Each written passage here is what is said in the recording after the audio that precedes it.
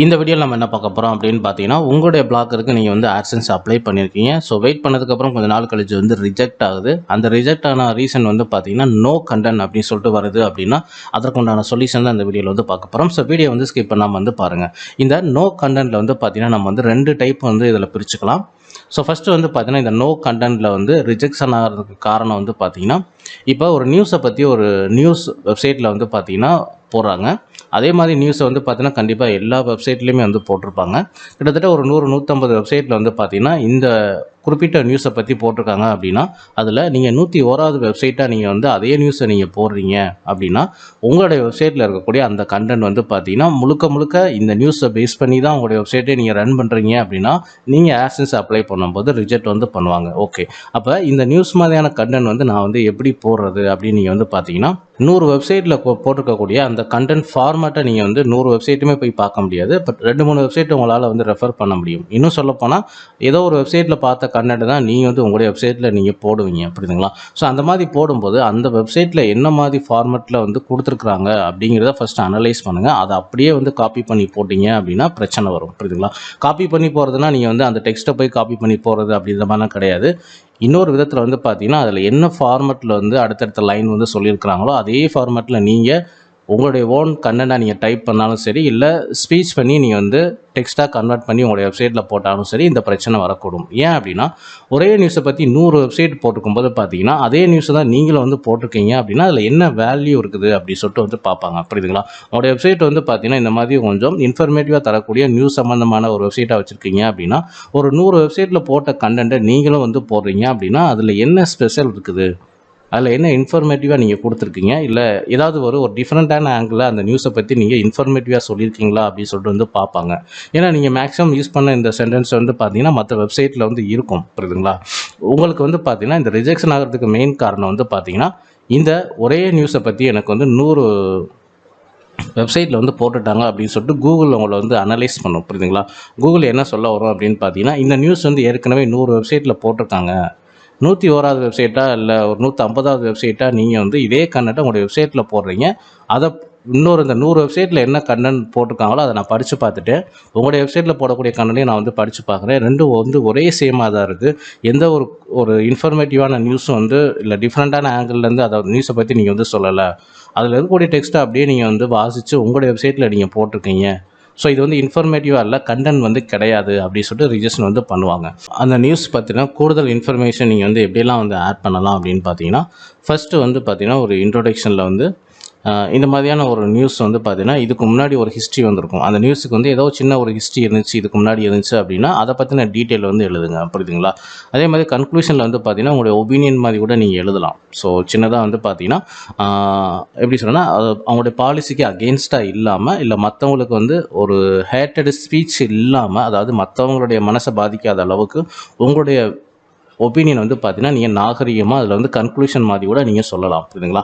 அதுவுமே வந்து உங்களுக்கு வந்து வேல்யூ வந்து கொடுக்கும் அந்த கண்டென்ட்டுக்கு. அண்ட் இன்னொன்று வந்து பார்த்தீங்கன்னா, அந்த நியூஸ் கண்டென்ட் மெயின் கண்டென்ட்டில் வந்து பார்த்தீங்கன்னா இன்னும் உங்களுக்கு வந்து இதனுடைய ஹிஸ்ட்ரி வந்து இன்னும் அதிகமாக உங்களுக்கு தெரியும். இதுக்கு முன்னாடி இதே டாப்பிக்கில் வந்து பார்த்தீங்கன்னா வேறு விஷயங்கள்லாம் நடந்திருக்கு அப்படிங்கிறத ஒரு எக்ஸாம்பிளோட நீங்கள் எடுத்து கூட அந்த கண்டென்ட்டில் நீங்கள் போடுறது தப்பு வந்து கிடையாது, புரியுதுங்களா? ஸோ இப்படி தான் வந்து பார்த்தீங்கன்னா அந்த நியூஸ் மாதிரியான கண்டென்ட்டில் வந்து நீங்கள் கூடுதலான இன்ஃபர்மேஷன் வந்து நீங்கள் ஆட் பண்ணி உங்களுடைய கண்டென்ட்டை நீங்கள் வேல்யூபிளாக மாற்ற முடியும். அண்ட் இந்த 100 வெப்சைட்டில் போட்டிருக்கக்கூடிய அந்த கண்டென்ட்டை நீங்கள் டிஃப்ரெண்ட்டான மெத்தடில் டிஃப்ரெண்ட் ஆங்கிளில் அந்த நியூஸை நீங்கள் வந்து போட முடியும். ஸோ இதுதான் வந்து பார்த்தீங்கன்னா இதற்கு உண்டான ஒரே சொல்யூஷன். இன்னொன்று வந்து பார்த்தீங்கன்னா இந்த நோ கண்டென்ட் பிரச்சனை எதனால் வரும் அப்படின்னு பார்த்தீங்கன்னா, உண்மையிலேயே உங்களுடைய வெப்சைட்டில் வந்து பார்த்தீங்கன்னா நீங்கள் 20, 25 அல்லது 50 போஸ்ட்டு கூட போட்டிருப்பீங்க. சில பேர் வந்து ஒவ்வொரு போஸ்ட்டு வந்து 200, 300 வார்த்தைகள் அந்த ரேஞ்சில் வந்து போட்டிருப்பீங்க. சில பேர் வந்து 400, 500 கூட நீங்கள் வந்து போட்டுக்கலாம், புரியுதுங்களா? ஸோ ஆவரேஜாக வந்து பார்த்தீங்கன்னா உங்களுடைய வெப்சைட்டில் வந்து டோட்டலாக ஒரு 15,000 15,000 வேர்ட்ஸ் வந்து உங்களுடைய வெப்சைட்டில் வந்து இருக்கணும், புரியுதுங்களா? ஓகே, என்னோடய வெப்சைட்டில் வந்து 15,000 வேர்ட்ஸ் வந்து இருக்குது அப்படிங்கிறத நான் எப்படியே வந்து கண்டுபிடிக்கிறது அப்படின்னு பார்த்தீங்கன்னா, அதுக்கு தனியாக ஒரு வெப்சைட் வந்து இருக்குது. வெப்சைட் வேர்ட் கால்குலேட்டர் அப்படின்னு சொல்லிட்டு ஒரு வெப்சைட் இருக்குது. ஜஸ்ட் இங்கே போய்ட்டு உங்களுடைய வெப்சைட்டோட URL லிங்க்கை நீங்கள் இந்த இடத்துல போட்டுட்டு கோ அப்படின்னு சொல்லிட்டு இந்த ஆப்ஷன் வந்து கிளிக் பண்ணுங்கள். ஸோ உதாரணத்துக்கு வந்து பார்த்தீங்கன்னா, இப்போ நான் என்னுடைய வெப்சைட்டை வந்து நான் தமிழ் டெக்ஸ்ட் வெப்சைட்டை வந்து பார்த்தீங்கன்னா இதில் நான் வந்து பேஸ்ட் பண்ணிட்டு நான் வந்து கோ அப்படின்னு சொல்லிட்டு இந்த ஆப்ஷன் வந்து கிளிக் பண்ணுறேன். இதில் வந்து பார்த்தீங்கன்னா உங்களுக்கு வந்து எல்லா பேஜஸுமே அனலைஸ் பண்ணும். புரியுதுங்களா? எல்லா பேஜஸுமே அப்படின்னு பார்த்தீங்கன்னா நீங்கள் வந்து about, contacts, privacy policy, terms and condition, disclaimer, இந்த பேஜஸ் எல்லாமே உங்களுக்கு வந்து அனலைஸ் பண்ணும். புரியுதுங்களா? இதில் இப்போ நான் சொன்னேன் பார்த்தீங்களா, இந்த பேஜஸ், அதாவது privacy policy, terms and condition, disclaimer, so இந்த பேஜஸில் வந்து பார்த்தீங்கன்னா எத்தனை வேர்ட்ஸ் அப்படிங்கிறதையும் உங்களுக்கு இந்த இடத்துல வந்து காட்டும். அதை மட்டும் நீங்கள் வந்து டிடெக்ஷன் பண்ணிடுங்க. கீழே வந்து பார்த்தீங்கன்னா உங்களுக்கு வந்து டோட்டல் யூனிக் வேர்ட் கவுண்ட் அப்படின்னு சொல்லிட்டு கீழே வந்து காட்டும். புரியுதுங்களா? ஸோ இந்த இடத்துல வந்து ஒரு 15Kக்கு மேலே இருக்கிற மாதிரி நீங்கள் வந்து பார்த்துக்குங்க. அப்படின்னா நீங்கள் வந்து எத்தனை போஸ்ட் போடணும் அப்படிங்கிறத ஒரு சின்னதாக கால்குலேஷன் வந்து பண்ணிக்கிங்க. எக்ஸாம்பிளுக்கு நீங்கள் வந்து இப்போ ஒரு 25 போஸ்ட் போட்டிருக்கீங்க. ஆனால் வந்து பார்த்தீங்கன்னா 10,000 வேர்ட்ஸ் தான் இந்த இடத்துல காட்டுது அப்படின்னா, ஸோ நீங்கள் வந்து இன்னும் டபுளாக வந்து போடணும். ஸோ அந்த மாதிரி நீங்கள் வந்து கால்குலேட் பண்ணிக்கிங்க.